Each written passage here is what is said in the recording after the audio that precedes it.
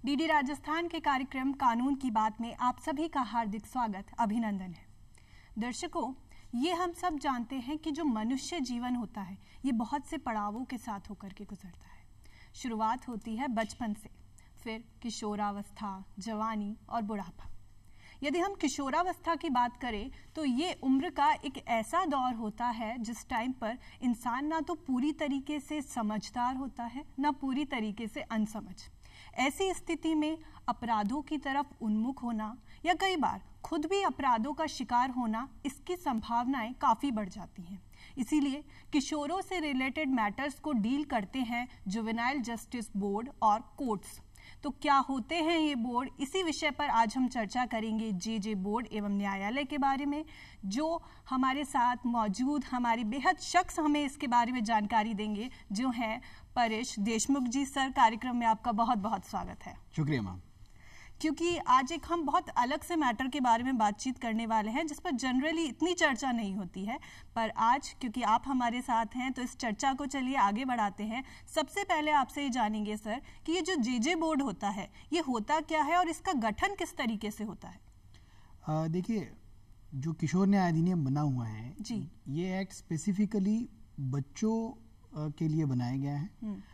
बच्चों में दो प्रकार की कैटेगरी इसमें बनाई गई है जी।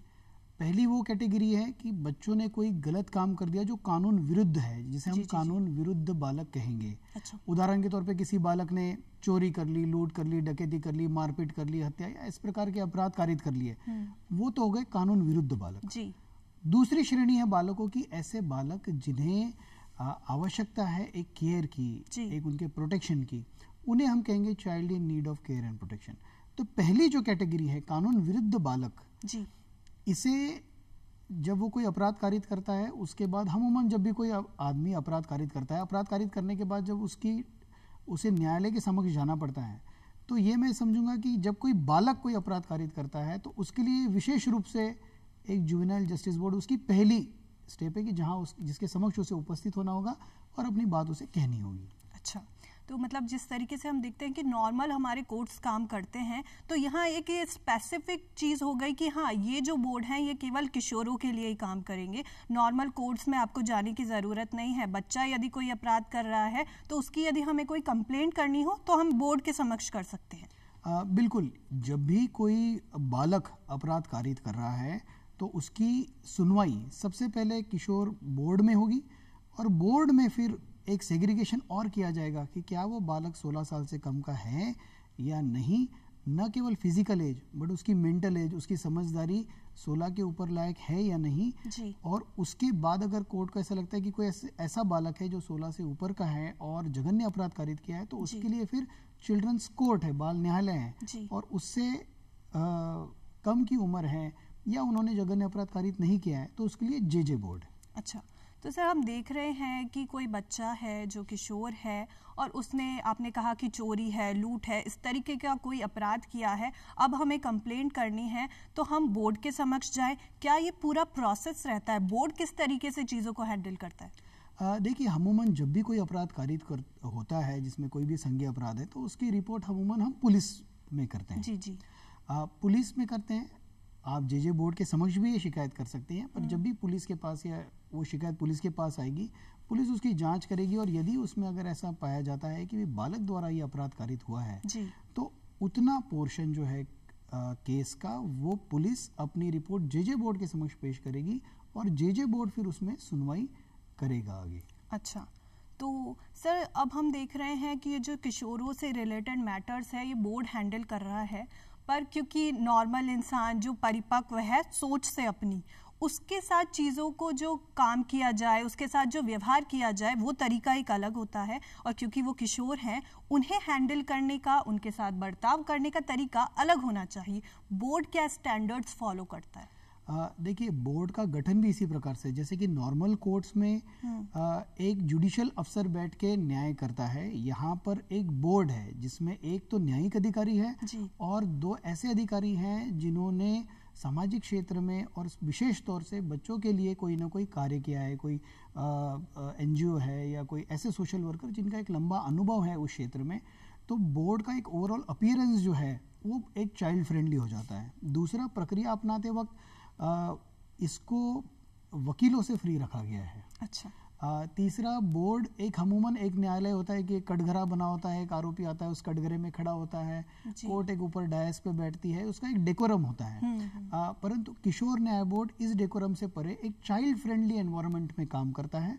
वो अपना अपीयरेंस इस तरीके से रखता है कि बच्चा आ सकता है, अपनी बात रख सकता है, तो और उनमें जो सोशल वर्कर है उनमें अगर उनको लगता है बोर्ड को, तो वो किसी भी स्पेशलिस्ट की मदद ले सकता है। मान लो कोई बच्चा अगर अंधा है, या मान लो कोई मेंटली चैलेंज्ड बच्चा है, या कोई अंधा अगर है, तो जो स्पेशली एबल्ड चिल्ड्रंस हैं उनके लिए भी वो किसी भी स्पेशलिस्ट की हेल्प कॉल कर सकता है, ताकि ट्रायल में उस बच्चे को काफ़ी फ्रेंडली माहौल मिले। और सर, हम यदि देखें कि बच्चा जो भी अपराध कर रहा है उस अपराध की प्रकृति को भी ध्यान में रखा जाता है बोर्ड के द्वारा कि हाँ, यदि कोई साधारण अपराध है तो कई बार बोर्ड ऐसा भी हो सकता है कि बच्चे की परिस्थितियां कुछ रही हों, वो अपराध करने के लिए मतलब चल दिया हो, उसे लगे कि नहीं मुझे तो खाना चाहिए, घर में बहुत मजबूरी है, कुछ नहीं हो सकता है, चोरी करता है और अपना पेट भरता है, अपने घर वालों का भी भरता है। ऐसी कंडीशंस को ध्यान में रखा जाता है बोर्ड के द्वारा। देखिए, डेफिनेटली ये बोर्ड बना ही इसलिए है कि वो किशोर अवस्था से डील कर सके। किशोर अवस्था में क्या क्या चीज़ें होती हैं, उनकी पढ़ाई कैसी है, उनका सोशल बैकग्राउंड क्या है, किस परिस्थिति में से बालक आया है, उन सब का ध्यान रखते हुए दो कैटेगरी में इसका विभाजन मैं कहूँगा। एक तो पेटी ऑफेंस जो छोटे अपराध हैं, और एक हीनियस ऑफेंस है जिसे हम जघन्य अपराध कहते हैं। तो ऐसे कोई अपराध जिसमें 3 साल या 3 साल से कम की सज़ा, उदाहरण के तौर पे चोरी हो गई, छोटी बहुत मारपीट हो गई, इस प्रकार के अपराध जो हैं ये पेटी ऑफेंस में आ गए। और हत्या, डकैती, रेप, इस टाइप की जो अपराध है ये हीनियस ऑफेंस की श्रेणी में आ गए। तो इन दोनों के लिए कोर्ट अलग अलग तरीके से डील करता है। जी। और सर, हम देखते हैं कि पहले का ज़माना कुछ और था, आज का ज़माना कुछ और है। आज हम किशोरों की तो चलिए छोड़ ही देते हैं, छोटे छोटे बच्चे इतने स्मार्ट हो चुके हैं, एज भले ही उनकी कम है लेकिन मेंटल लेवल एक अलग ही स्तर पे पहुंच चुका होता है। आज बच्चे को अपने घर के डेली के काम करने चाहे नहीं आएंगे, उसे मोबाइल चलाना आता है जो शायद उसके घर वालों को भी नहीं आता होगा। तो आज जब हम बच्चों को ही अलग हटा रहे हैं तो किशोर तो एक अलग लेवल पर पहुंच चुके हैं। अब भले ही उसकी एज 16 साल है चाहे 14 साल है, पर उसका जो मेंटल स्टेटस है वो एक अलग लेवल का है। उसे पता है ये काम करना चाहिए, ये नहीं करना चाहिए। तो जघन्य अपराध यदि ऐसा बालक करता है तो उसकी एज को ध्यान में रखा जाता है कि हाँ, पर अपराध जघन्य है, एज कम है, ऐसे सिचुएशन में क्या होता है? देखिए, इस चीज़ को इस एक्ट में बड़ी अच्छे से डील किया गया है। जेजे बोर्ड के समक्ष जब ऐसा प्रतीत होता है कि यह बच्चे की mental age, it's not just a physical age, but यदि वह बच्चा उस लेवल की समझ रखता है, उस लेवल की परिपक्वता उस बच्चे में है, तो उसके लिए बोर्ड बाकायदा एक साइकोलॉजिस्ट और कुछ चिकित्सा क्षेत्र से भी लोगों को हायर कर सकता है, और महीने भर के लिए उसको ऑब्जर्वेशन में भी रखा जा सकता है, और एक स्पेशलिस्ट रिपोर्ट बनकर आती है। उसे बड़े ऑब्जेक्टिवली, बड़े ही वैज्ञानिक तरीके से उस बच्चे का आकलन करके ये निष्कर्ष निकाला जाता है कि क्या यह बच्चा उस परिपक्वता तक आ चुका है, और यदि कोई जघन्य अपराध कारित हुआ है और उसमें अगर ऐसा प्रतीत होता है कि भी ऐसा बालक ने अपराध कारित किया है जो 16 से तो ऊपर का है लेकिन उसकी परिपक्वता भी उतनी ही है, तो ऐसी कंडीशन में जेजे बोर्ड उसको चिल्ड्रंस कोर्ट, जो बाल न्यायालय, उस पर रेफर करता है, और बाल न्यायालय इस केस को की सुनवाई सीआरपीसी के अनुसार इसकी सुनवाई होती है, और फिर सजा के प्रावधान भी उसमें ज़्यादा है। अच्छा। और सर, यदि हम देखें कि जितने टाइम जेजे बोर्ड में कार्यवाही पेंडिंग है, एक कंप्लेंट लाई गई है, अब बोर्ड उसके बारे में जांच पड़ताल कर रहा है, तो ये टाइम पीरियड कितने समय का होता है? लगभग कितने समय में बोर्ड को अपनी कार्यवाही पूरी करनी ही होती है और अपनी रिपोर्ट देनी होती है? देखिए, अमूमन जो अधिनियम है उस अधिनियम में ये 3 माह की अवधि दी गई है। अच्छा। और यदि 3 माह की अवधि में किसी कारणवश बोर्ड अगर ये कार्रवाई और अपनी इंक्वायरी पूरी नहीं कर सकता है तो उन्हें सीजीएम से परमिशन लेनी है, उनको ग्राउंड्स बताने हैं, और वो परमिशन लेने के बाद वो पीरियड एक्सटेंड हो सकता है। पर मैं समझता हूँ कि इस प्रोविज़न की वजह से एक समयबद्धता आ चुकी है, और बच्चों का जो बचपन है, यदि अगर कोई एक बार अपराध कारित कर देते हैं तो उसकी इंक्वायरी में ज़्यादा समय नहीं लगेगा, इसका उद्देश्य। और अमूमन जे बोर्ड्स की कार्रवाई समय पर हो जाती है। अच्छा, तो मतलब टाइम पीरियड स्पेसिफाई किया गया है कि इतना समय तो आप लेंगे पर इससे ज़्यादा ना लें। Definitely ma'am. अच्छा, तो और हम देखें कि सर बोर्ड अपना काम कर रहा है, ये भी ज़रूरी है कि बोर्ड पे भी किसी का नियंत्रण होना चाहिए, बोर्ड भी अपनी रिपोर्ट दे। ये कैसे होता है? कौन सी संस्था या कौन सा व्यक्ति इन पर नियंत्रण रखता है? इसकी जो कोर्ट का जो सिस्टम बना हुआ है, इसमें सीजेएम और शहरी क्षेत्र में सीएमएम, चीफ मेट्रोपॉलिटन मजिस्ट्रेट हम जिसे कहते हैं, जी जी, इन्हें इनके सुपरविजन की जिम्मेदारी दी गई है। अच्छा, ये रेगुलरली उनकी मीटिंग्स कंडक्ट करते हैं, इंस्पेक्शन कर सकते हैं और बाकायदा उनसे रिपोर्ट्स कॉल करते हैं। कोई अगर पेंडिंग है तो उसमें भी एक्सप्लेनेशन कॉल कर सकते हैं, और इवन पेंडिंग रखने की परमिशन भी सीजीएम से लेनी है। तो एक बड़ा अच्छा चेक का मैकेनिज्म इस एक्ट में बना हुआ है। जी, और सर देखें कि जो कार्यवाही पेंडिंग है, अब भले ही चाहे 3 महीने लग रहे हैं या आगे टाइम एक्सटेंड हो रहा है, अब वो जो बच्चा है जिसे लेकर के आया गया है कि हाँ भाई इसने अपराध किया है, ये कहाँ रहेगा? इसमें भी अलग अलग श्रेणी है मैम, मैं इसको थोड़ा विस्तार से बताना चाहूँगा। इसमें बेसिकली एक्ट में 3 अलग अलग चीज़ें बताई गई है। पहला children's home, second observation home, third special home. जी, तो हमने जो पहले 2 कैटेगरी की बात की थी कि कानून विरुद्ध बालक और ऐसा बालक जिसे केयर की, देखरेख की आवश्यकता है। तो चिल्ड्रंस होम तो उस श्रेणी में जाते हैं, देखरेख वाली श्रेणी में, कि जहाँ बच्चों को देखरेख उनकी की जाती है, और मान लो अगर कोई बच्चा जिसे स्पेशल नीड्स की आवश्यकता है उसे कैटर किया जाता है। कानून विरुद्ध बालकों को 2 श्रेणी में बांटा गया है। एक, जब तक उनकी जांच चल रही है जी। दूसरा, जांच के बाद जहां जुर्म प्रमाणित है और कोर्ट एक न्यायिक प्रक्रिया के बाद ये सिद्ध कर देता है कि हाँ भाई इस बच्चे ने अपराध कारित किया है, तो दौरान ट्रायल जो न्याय का सिद्धांत है, हर आरोपी बेगुनाह ही माना जाता है जब ट्रायल शुरू होता है। जी। तो ऐसे बालकों के लिए ऑब्जर्वेशन होम बने हुए हैं। इसे स्टेट गवर्नमेंट खुद बनाती है, खुद चला सकती है, या अगर स्टेट गवर्नमेंट चाहे तो किसी एनजीओ को भी कह सकती है कि भाई आप ये होम चलाइए, हमारी ये कंडीशंस रहेंगी। अच्छा, उसे ऑब्जर्वेशन होम है। तो जब तक ट्रायल चल रहा है, जब तक किशोर न्याय बोर्ड की प्रक्रिया चल रही है, उस प्रक्रिया तक तो वो बच्चा ऑब्जर्वेशन होम में है। और यदि ऑब्जर्वेशन होम से उसका ट्रायल पूरा हो जाता है और मान लो अगर उसे सज़ा दी जाती है जी। तब फिर वो स्पेशल होम में जाता है, जहाँ पर उस बच्चे को जुर्म प्रमाणित करने के बाद उन्हीं लोगों के साथ रखा जाता है जो अपराधी हैं। बिल्कुल, और ये बहुत ज़रूरी है कि बच्चा ऐसे व्यक्तियों के साथ रहे जो मतलब कोई बच्चा है, आरोपी है, अभी तक उसके खिलाफ जुर्म साबित नहीं हुआ है, तो उनको ऐसे व्यक्तियों के साथ नहीं रखा जाना चाहिए जो एक्चुअल में आरोपी साबित हो चुके हैं। Right? Very true ma'am. Okay sir, children's court के बारे में बात करते हैं और आपसे ये जानेंगे कि ये जो बोर्ड है ये भी बच्चों के रिलेटेड मैटर्स को डील कर रहा है और कोर्ट भी कर रहा है, तो बोर्ड से कोर्ट में कार्यवाही कैसे आती है? बोर्ड से इसमें एक इशू ये है कि कोर्ट, जब भी हम कोर्ट ये शब्द लगाते हैं तो हम ये समझते हैं कि भाई न्यायिक प्रक्रिया से हम उसको समानार्थी मानते हैं। जी, जी। कि उसमें एक जटिल न्यायिक प्रक्रिया होगी। बोर्ड जहां हम मानते हैं, हम ये समझते हैं कि आसान सी कोई प्रक्रिया होगी और शीघ्र उसका निस्तारण होगा। जी। तो ये फर्क जे बोर्ड और चिल्ड्रंस कोर्ट में है, और उसकी श्रेणी इन्होंने जो बना रखी है इस कोर्ट की, उसमें उन्होंने ये बता रखा है कि जहां जघन्य अपराध कारित हुआ है और जहां उम्र 16 साल से अधिक है, तो मान लो अगर किशोर न्याय बोर्ड को पहले लगता है कि नहीं ये बालक परिपक्व है, और उस संबंध में वो एक स्पेशलिस्ट कमेटी बनाता है जो जांच करके मनोवैज्ञानिक तरीके से ये बताती है कि हाँ ये बालक परिपक्व है और उसने जघन्य अपराध कारित किया है, तब उसका ट्रायल बाकायदा एक वयस्क की तरह, एक एडल्ट की तरह उसका ट्रायल चलता है। पर फिर भी उसे नॉर्मल कोर्ट में नहीं भेज के उसके लिए चिल्ड्रंस कोर्ट है। जी। तो जुवेनाइल जस्टिस बोर्ड में जघन्य अपराध करने वाला 16 साल से ऊपर के व्यक्ति की ट्रायल नहीं होगी, वो केवल चिल्ड्रंस कोर्ट में होगी। और क्या हम ये सोचें कि मतलब जिस तरीके से नॉर्मल हमारी कोर्ट्स का प्रोसेस चलता है, एक कहावत होती है, एक डायलॉग होता है कि तारीख पे तारीख चलती है, क्या इन बोर्ड्स के, इन कोर्ट्स के तहत मामले को जल्दी सुलझाया जाता है इन कोर्ट्स की तुलना, नॉर्मल कोर्ट्स की तुलना में?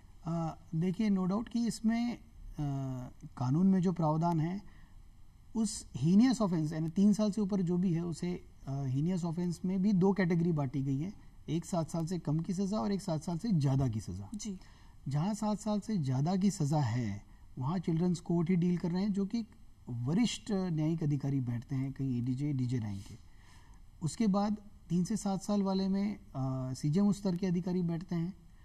और किशोर अधिनियम के अंतर्गत जो भी प्रकरण है उनको बड़ी गंभीरता से ट्रायल पे लिया जाता है। और कई बार हमारा यह अनुभव है फील्ड में भी कि कोई अगर अपराध कारित होता है जिसमें वयस्क भी है और बालक भी है जी, और क्योंकि कानून में अलग प्रावधान बन गए तो वयस्क का तो ट्रायल चलेगा नॉर्मल कोर्ट्स में जी, और बालकों का ट्रायल चलेगा या तो जुवेनाइल जस्टिस बोर्ड में या चिल्ड्रंस कोर्ट में। जी, तो हमेशा चिल्ड्रंस कोर्ट का जो सुनवाई की प्रक्रिया है ये पहले संपन्न होती है, क्योंकि उस लेवल के अधिकारी वहाँ बैठे हैं और एक तरीके से इसमें टाइम बाउंड कर दिया गया है इस पूरी प्रक्रिया को, जिसके तहत ये डिस्पोजल जल्द से जल्द हो जाए। और ये बहुत ज़रूरी है क्योंकि नॉर्मल कोर्ट्स हैं, टाइम ले रहे हैं। और हम ये नहीं कहते हैं कि कोर्ट टाइम ले रहा है, कोर्ट की अपना प्रोसेस है, उन्हें वो फॉलो करना चाहिए, करना होता ही है। लेकिन कुछ मामलों में हम ये उम्मीद करते हैं, जैसे महिलाओं से रिलेटेड जो अपराध हैं, अब हम किशोरों से रिलेटेड अपराधों के बारे में बात कर रहे हैं, जिनमें हम अपेक्षा करते हैं और आशा करते हैं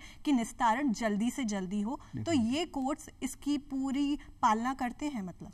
बिल्कुल मैम, ये पूरी कोशिश होती है। इवन जो इसके ट्रायल्स हैं उसके लिए जो समन जारी होते हैं, उसके लिए विशेष समन जारी होते हैं। पुलिस भी उसको प्राथमिकता पे डील करके समन की तामील कराती है। और हमारी पूरा प्रयास ये होता है पूरे जुडिशियल सिस्टम का, जिसमें केवल न्यायपालिका ही नहीं, पुलिस भी है, प्रोसिक्यूशन भी है, जेल भी है, समाज कल्याण विभाग भी है, सभी लोगों की पूरी प्राथमिकता होती है कि भाई इस ट्रायल को जल्द से जल्द प्राथमिकता पे रखकर संपन्न किया जाए। और सर, यदि सजाओं की बात करें कि किशोर ने अपराध किया है तो किस किस तरीके की सजाएं बोर्ड या कोर्ट उस किशोर को दे सकता है? देखिए, इसमें जैसा हमने बताया कि एक तो है पेटी ऑफेंस, सामान्य अपराध, और एक है जघन्य अपराध। तो पहले तो इस क्लासिफिकेशन के अंतर्गत हम जाते हैं सामान्य अपराध में, जहाँ पे जुवेनाइल जस्टिस बोर्ड ये इसकी सुनवाई कर रहा है। और यदि उसे लगता है कि बालक ने यह अपराध कारित कर दिया, परंतु जुवेनाइल जस्टिस बोर्ड केवल उस अपराध को नहीं देखते हुए उसका एक सोशल बैकग्राउंड देख रहा है और उस समस्त परिस्थितियों को मद्देनजर रखते हुए अलग अलग श्रेणी इसमें बनी हुई है सजा की। उदाहरण के तौर पे अगर बोर्ड को ऐसा लगता है कि नहीं बड़ा ही जेन्युइन है, तो कोर्ट केवल उसे समझाइश करके फ्री कर सकता है। अच्छा। जुवेनाइल जस्टिस बोर्ड कई बार पेरेंट्स को बुला के उनकी काउंसलिंग करके पेरेंट्स की जिम्मेदारी पर उसे छोड़ सकता है। अच्छा। जुवेनाइल जस्टिस बोर्ड किसी एनजीओ या किसी अन्य संस्था को बुलाकर और उनकी जिम्मेदारी पर भी बच्चों को छोड़ सकता है। ठीक है। एक प्रोबेशन ऑफिसर का कंसेप्ट है, किसी प्रोबेशन ऑफिसर की देखरेख में उस बच्चे को फ्री किया जा सकता है। यदि कोर्ट को, जेजे बोर्ड को लगता है कि नहीं इस बच्चे को सुधार की और आवश्यकता है, समाज के लिए अभी इसकी परिपक्वता नहीं है कि समाज में वापस जाए, जी। तो उसके लिए स्पेशल होम में अधिकतम 3 वर्ष के लिए वो बालक को रख सकते हैं। स्पेशल होम में रखना जेल से अलग है। यहाँ पर उन बच्चों को उनकी परिपक्वता के हिसाब से, उनकी रिक्वायरमेंट के हिसाब से वो ट्रेनिंग दी जाती है, एजुकेशन दिया जाता है, स्कूल्स जाना अलाउड होता है। तो एक ओवरऑल ऐसा माहौल दिया जा सकता है कि जिसमें बचपन में जो गलती हो गई उसे तुरंत सुधार के वो समाज में वापस मिल जाए। जी, और ये बहुत ज़रूरी है। हमारी पूरी की पूरी कानूनी जो व्यवस्था है वो इसी चीज़ पे टिकी हुई है कि हम दंड देने को बेहतर नहीं समझते हैं, हम सुधार करने को बेहतर समझते हैं। सर, हमें जहाँ तक जानकारी है, हमें ये पता है कि यदि कोई किशोर है और उसने अपराध किया है और उसकी एज 21 साल है तो उसको जेल में नहीं भेजा जाएगा। 21 साल या उससे कम की एज का वो है तो मान लीजिए यदि उसने कोई साधारण अपराध किया है तो उस केस में ये ठीक है, जघन्य अपराध किया है उस केस में भी ऐसा ही होता है? नहीं मैम, साधारणतः अगर हम देखेंगे तो ये इशू ही केवल जघन्य अपराध की श्रेणी में आएगा, क्योंकि साधारण अपराध की श्रेणी में मैक्सिमम सजा का प्रावधान ही 3 वर्ष का है। तो जो व्यक्ति मान लो अगर जस्ट 18 का होने वाला है और उसने साधारण अपराध कारित कर दिया तो 21वें साल तक वो वैसे ही स्पेशल होम से बाहर आ जाएगा। जी। परंतु जघन्य अपराध कारित किया है, 16 वर्ष से अधिक का बच्चा है और चिल्ड्रंस कोर्ट द्वारा उसे एज ए एडल्ट ट्राई किया गया है और उसमें वो सजा दी गई है जो सजा उसके लिए नॉर्मल अपराध कारित करने के लिए है। उदाहरण के तौर पे मर्डर में मान लो अगर कोर्ट को ट्रायल करके ऐसा लगता है चिल्ड्रंस कोर्ट को कि भाई इस बालक को हमें 7 साल की सज़ा देनी है और जिस दिन उन्होंने ये सज़ा सुनाई उस दिन वो बालक 18 साल का था, तो 21वें साल तक तो वो चिल्ड्रंस होम में रहेगा। अच्छा। स्पेशल होम में रहेगा, सॉरी। और 21वें साल के पश्चात फिर चिल्ड्रंस कोर्ट को एक निर्णय लेना है कि क्या हमें इसे जेल भेजना है या नहीं। अच्छा। और वो उसे जेल 21 साल के बाद भेज सकती है। इस प्रावधान से एक ज़्यादातर बालक जो है जिन्होंने छोटी मोटी कोई गलती कर दी है वो एक तो अन्य अपराधियों से बचे हुए रहते हैं और ज़्यादा अपराध की दुनिया में बचने जाने के बजाय वो उन्हें सुधरने का रास्ता काफ़ी क्लियर हो जाता है। जी जी। और जिन्होंने जघन्य अपराध कारित किया है और एक बाकायदा टीम बैठती है जो ये बताती है कि हाँ ये परिपक्व है और उसके पश्चात भी यदि उसने अपराध कारित किया है तो फिर उसे जेल भेजने का प्रावधान 21 साल की उम्र के बाद है। अच्छा सर, यदि हम कारणों पे जाएं कि किशोर अपराधों की तरफ जा रहे हैं तो उसके बहुत से कारण हो सकते हैं। कुछ उनका खुद का बैकग्राउंड हो सकता है, उनकी मजबूरी भी हो सकती है, कई बार ऐसा भी हो सकता है कि दूसरे लोग इस्तेमाल करके उनसे कोई अपराध करा रहे हों। क्या क्या कारण आपको लगते हैं कि जो अपराध की तरफ किशोरों को बढ़ा रहे हैं? डेफिनेटली एक उनकी परवरिश, उनका सोशल बैकग्राउंड, क्योंकि मैं समझता हूँ कि बालक जो है अगर वो कुछ गलत कर रहा है तो इसके लिए जिम्मेदार वो पूरा समाज है जिस समाज में वो बालक बढ़ा हुआ है। जी जी। और अगर यदि कोई और अगर हम उसके अन्य कारणों पे जाए कि भाई ये बालक क्यों अपराध कारित करता है तो उसमें कई कारणों के साथ साथ अभी हाल में सोशल मीडिया भी एक बड़ा कारण उभर कर आ रहा है कि जहाँ पर उस एज में उसे हथियारों के प्रति क्रेज हो जाता है, उसे गलत कामों के प्रति क्रेज हो जाता है। कुछ मूवीज में ग्लैमर को देख के उसे लगता है कि अपराध कारित करने से मुझे जल्दी पैसा मिल जाएगा, जल्दी मैं जिंदगी में आगे ग्रोथ कर जाऊंगा। तो ये भी एक कारण उसमें ऐड हो चुका है, सोशल मीडिया, उसके दुष्प्रभाव, पेरेंटिंग की कमी। और मैं समझता हूँ कि एज अ समाज, यदि अगर समाज में कोई भी बालक यदि अपराध कारित करता है तो मैं समझता हूँ कि एज अ समाज ये हमारी जिम्मेदारी है कि कहीं ना कहीं हम कहीं कम पड़ रहे हैं कि हम उन बालकों को वो माहौल नहीं दे पा रहे हैं और वो गलत रास्तों पे जा रहे हैं। और हम देखते हैं कि आज जो पूरा जोर रहता है वो शिक्षा पे रहता है, जो होना भी चाहिए कि हाँ बच्चा चाहे किसी भी वर्ग से आए, किसी भी श्रेणी से आए, पढ़ लिख करके डॉक्टर, इंजीनियर, पुलिस, वकील, जज सब कुछ बन जाए। लेकिन एक चीज़ पीछे छूट जाती है, कोई ये नहीं कहता कि चलिए हमारा बच्चा और कुछ बने नहीं बने एक अच्छा इंसान बन जाए, और वो सबसे पहली चीज़ है। वेरी ट्रू, यही सबसे बेसिक चीज़ है कि हम अच्छे संस्कार दें। और मैं ये मानता हूँ कि यदि कोई व्यक्ति अच्छा इंसान है तो वो अच्छा डॉक्टर बन सकता है, अच्छा अधिकारी बन सकता है, अच्छा वकील बन सकता है, अच्छा जज बन सकता है। बट ऐसा जरूरी नहीं है कि अच्छा वकील अच्छा इंसान ही हो या अच्छा जज अच्छा इंसान हो या अच्छा पुलिस अच्छा इंसान हो। बिल्कुल, प्रोफेशनलिज्म एक अलग चीज़ है और अंदर से कोई व्यक्ति कैसा है ये एक अलग मैटर है। डेफिनेटली।